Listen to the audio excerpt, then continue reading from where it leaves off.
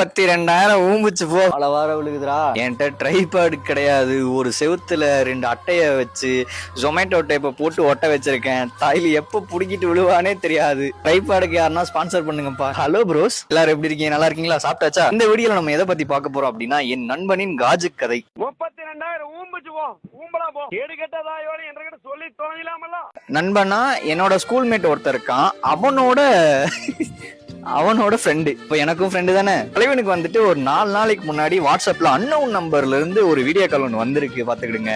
தலைவனும் அட்டன் பண்ணிட்டான். இதை நான் எப்பரா எக்ஸ்பிளைன் பண்றது? அட்டன் பண்ணதுக்கு அப்புறம் தான் தெரிஞ்சிருக்கு, தம்பி உனக்கு ஒரு அதிர்ச்சி அப்படின்ற மாதிரி ஒரு பிள்ளை நியூடா நின்று அவன் கூட வீடியோ கால் கூட அந்த பிள்ளை இவனுக்கு வீடியோ கால் பண்ணிருக்கு. தலைவனும் தலைவர் அப்படின்ற ரேஞ்சுக்கு உட்காந்து வெறிக்க பாத்திருக்கான். பார்த்த வரைக்கும் போதும் நீ மூடு அப்படின்ட்டு ஒருத்தன் கால் பண்ணி, தம்பி நீ இந்த மாதிரி வீடியோ கால் பேசிருக்கலப்பா, அதை ஃபுல்லா நான் ரெக்கார்ட் பண்ணிட்டேன், இந்த வீடியோவை நான் வந்து நெட்ல அப்லோட் பண்றேன் அப்படின்னு பயமுடுத்தி இருக்கான். பாவம் பையனுக்கு என்ன பண்றதுன்னு தெரியல. என்னோட ஃப்ரெண்ட்ஸ் எல்லாருமே வந்துட்டு ஒரு 15,000 ரூபாய்க்குள்ள சம்பளத்துக்கு தான் வேலைக்கு போயிட்டு இருக்கானுங்க. ஒரு மாச சம்பளம் நீங்க கேட்டது இவனும் போட்டு விட்டான் 15,000. இவங்க ஸ்கேம்ல நானுமே மாட்டிருக்கேன். எப்ப கொரோனா டைம் ஒரு 3-4 வருஷத்துக்கு முன்னாடி. எனக்காச்சும் பரவாயில்ல 2,000 தான் கேட்டான். ஆனா தலைவனுக்கு 15,000. என்னடா அப்ப 2,000 போட்டு விட்டி அப்படின்னு கேட்டா அதான் கிடையாது. இந்த மாதிரி வீடியோ கால் பண்ணி உங்களை பயமுடுத்துறாங்க, தம்பி வீடியோ எல்லாம் ரெக்கார்ட் பண்ணிட்டு நான் நெட்ல அப்லோட் பண்றேன் அப்படின்னு சொன்னா பயப்படவே வேணாம், அப்லோட் பண்ணிக்க அப்படின்னு சொல்லி விட்டுருங்க. யோசிச்சு பாரு நண்பா, மியா கலீஃபா, சன்னி லியோனு, நம்ம அண்ணன் ஜானி சின்ஸ்,